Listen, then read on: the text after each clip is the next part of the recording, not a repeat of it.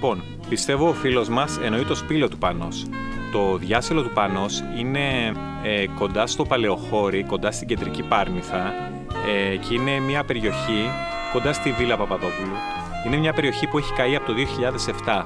Το σπήλαιο του Πανός δεν έχει καεί, παρόλα αυτά έχουν καεί οι αφετηρίες για να το προσεγγίσεις. Δηλαδή κάποιος που θα ξεκινήσει από Μονή Κλειστών ή από την πηγή της Χασιάς ή από Μονή Κυπριανού, η έναρξη είναι καμένη.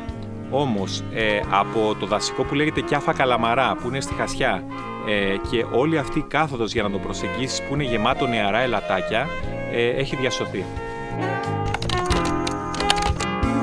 Η πιο ψηλή κορυφή στην Πάρνηθα είναι η Καράβολα και η δεύτερη ψηλότερη είναι το Όρνιο. Παρ' όλα αυτά εμείς έχουμε βρει διαδρομές, backdoor διαδρομές, οι οποίες μας οδηγούν σε ακόμα ψηλότερα σημεία στο βουνό.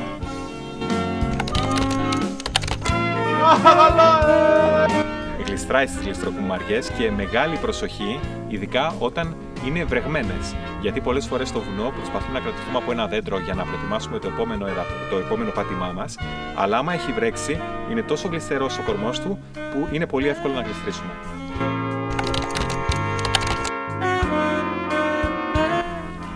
Λοιπόν, είναι ανάλογα τι εννοούμε αρχάριο πεζοπόρο.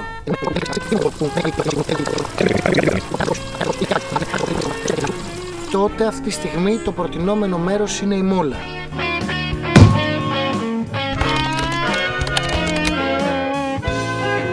Γλιστράει στις γλιστροκουμαριές.